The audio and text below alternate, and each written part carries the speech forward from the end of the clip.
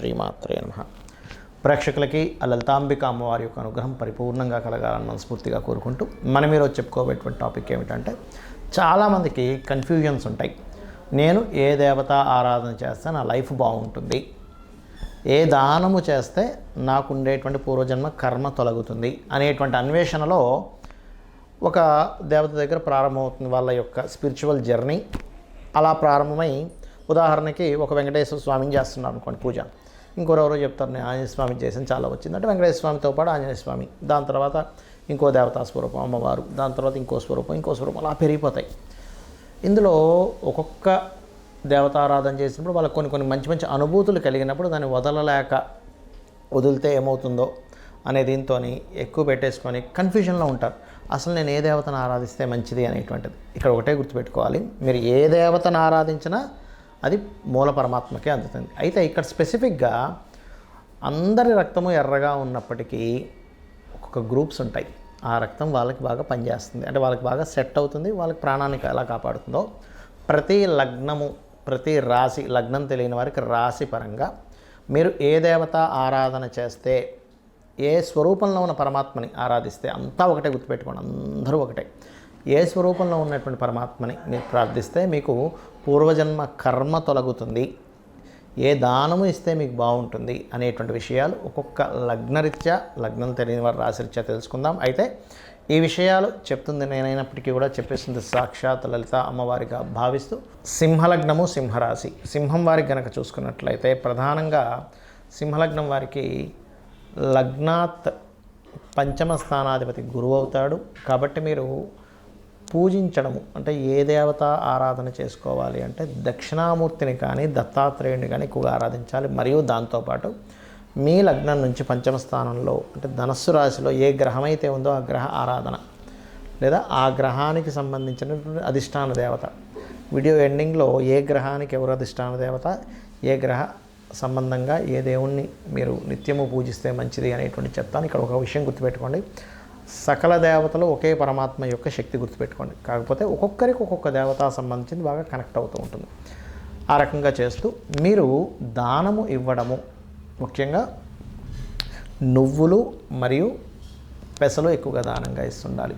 దానం ఇవ్వలేనటువంటి పరిస్థితుల్లో గోవుకి ఏదైనా మీరు తినిపించాలి అని అనుకున్నట్లయితే నువ్వులు తినిపించకండి పరిస్థితుల్లో. పూర్వజన్మ కర్మ పక్కకు పెడితే నువ్వులు తినిపించడం వల్ల అది ఏదైనా ప్రెగ్నెన్సీతో ఉంటే దానికి ఇబ్బంది కలిగి మరొక ఇబ్బంది వస్తుంది. కాబట్టి బెల్లము తినిపించండి, నువ్వుల ప్లేస్లో బెల్లము తినిపించడము, గోంగూర తినిపించడం చేయండి గోవుకి.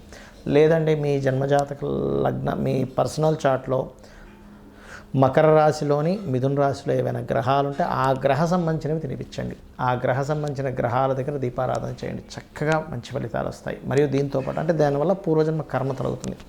మరియు సింహరాశిలో ఉండేటువంటి నక్షత్రాలను బట్టి సింహరాశిలో జన్మించారు, ఉదాహరణకి మీరు మఖా నక్షత్రంలో జన్మించారనుకోండి, సూర్యభగవాను చూస్తూ గణపతిని ధ్యానించండి, ధ్యానం కూడా చాలా ముఖ్యం.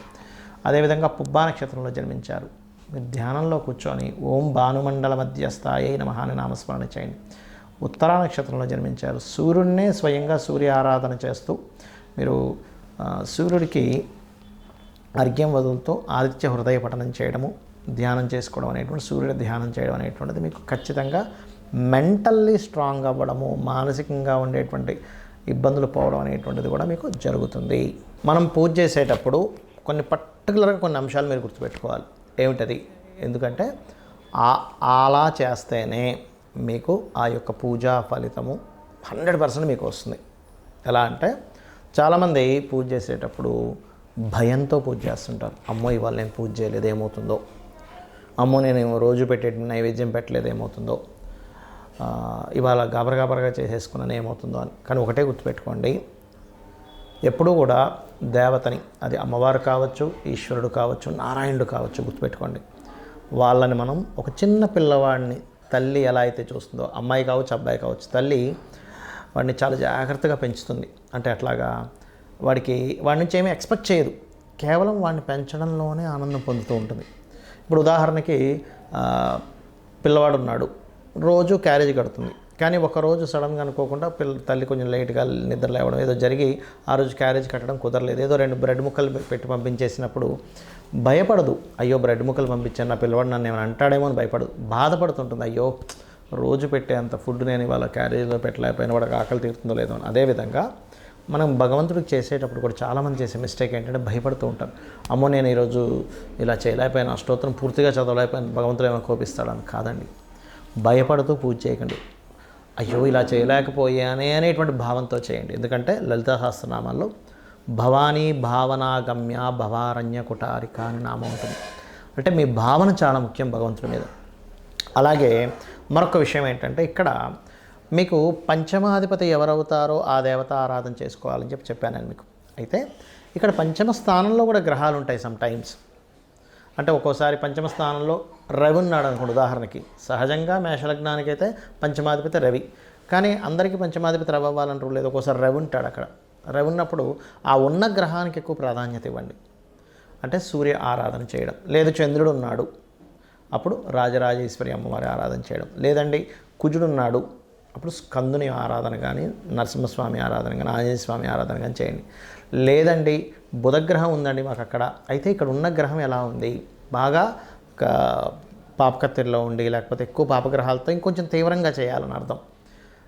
సౌమ్య గ్రహాలతో ఉంటే సౌమ్యంగా సరిపోతుంది. తీవ్రంగా చేయడం అంటే ఏమిటి అంటే ఇంకాస్త కఠినంగా, అంటే ఇంకొంచెం హోమాలు చేయడం కానీ తర్పణాలు చేయడం కానీ కాస్త ఎక్కువగా చేయాలి. బుధగ్రహం ఉంది నారాయణుని విష్ణువుని, గురుగ్రహం ఉన్నది అక్కడ పంచమంలో, అప్పుడేంటి మీరు ఆ యొక్క దత్తాత్రేయుడిని ఆరాధించడము, దక్షిణామూర్తి ఆరాధన చేయాలి.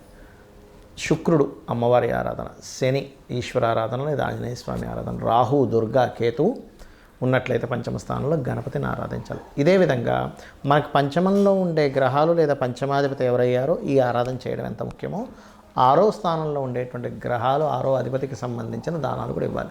మనం వీడియోలో ఆరో స్థానాధిపతి ఎవరో వాళ్ళకి దానం ఇవ్వమని చెప్పేశాం.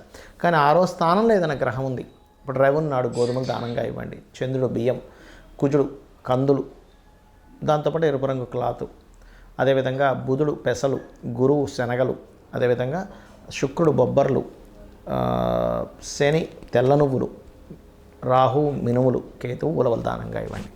అయితే ఇక్కడ ఒక విషయం ఏంటంటే దానం ఇచ్చేటప్పుడు తీసుకునే వ్యక్తి ఈశ్వర స్వరూపంగా భావించి ఇవ్వండి.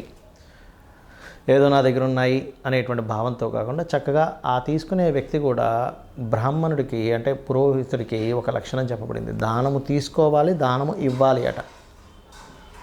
చాలామంది ఈ మధ్య ఏం చేస్తున్నారు అంటే తీసుకునేటువంటి విషయంలో అమ్మో మేము తీసుకోము, మేము తీసుకుంటే మాకు ఆ కర్మ వస్తుంది అనేటువంటి భయపడుతుంటారు. అయితే ఇక్కడ చాలా సందర్భాల్లో ఏమవుతుంటుందంటే వాళ్ళు తీసుకొని పక్కన పెట్టేయడం లేదా అక్కడ పెట్టేసి వెళ్ళండి అన్నమో అంటూ ఉంటారు. అలాగా అక్కడ పెట్టేసి వెళ్ళండి అనుకునే దగ్గర మీరు దానం ఇవ్వడం అనేటువంటిది అనవసరం. మరి అలాంటప్పుడు కొంతమంది అడుగుతుంది ఏంటంటే ఏమంటే మరి ఈ దాన ప్రక్రియలో గోవుకి ఏమైనా పెట్టొచ్చా అంటూ ఉంటారు. గోవులకి ఈ దానం ఇచ్చేది పెట్టకండి.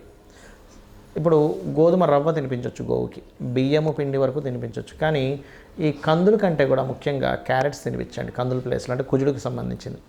అలా కాదు శనగలు ఇస్తున్నాము గురువుకి సంబంధించింది, అలాంటి సమయంలో మీరు ఆ గ్రహానికి సంబంధించిన అరటి కాయలు తినిపించవచ్చు గురువుకి సంబంధించిన విషయంలో.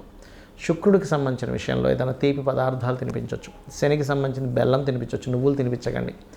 రాహు అదే నువ్వులు అదే బెల్లపు ఉండలు ఒక 4 ఉండలుగా తినిపించండి. కేతువు గ్రాసం తినిపించండి.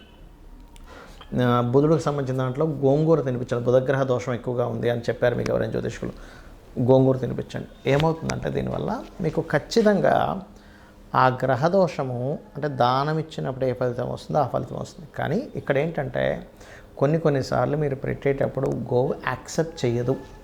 అది 2 కారణాలు ఉంటాయి అక్కడ. ఆల్రెడీ దానికి కడుపు నిండి ఉండొచ్చు, లేదా మీ దోషము పోవడానికి ఇంకొంచెం సమయం పడుతుంది. అలాంటప్పుడు 2-3 సార్లు ప్రయత్నం చేసినట్లయితే గోవుని కాస్త మనసులో నమస్కరించుకొని గోవుకి నమస్కారం పెట్టి చేసినట్లయితే అప్పుడు తింటుంది.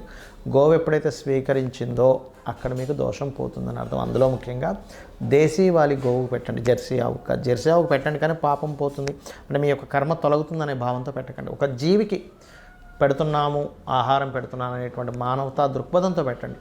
కానీ జెర్సీ ఆవుకి ఆ పవర్స్ ఉండవు, బికాజ్ ఆఫ్ అది పిగ్ స్పెర్మ్తో తయారైంది కాబట్టి దానికి ఎనర్జీ ఉండదు. దేశీవాలి గోవుకే ఎనర్జీ ఉంటుంది, ఇది గుర్తుపెట్టుకోండి.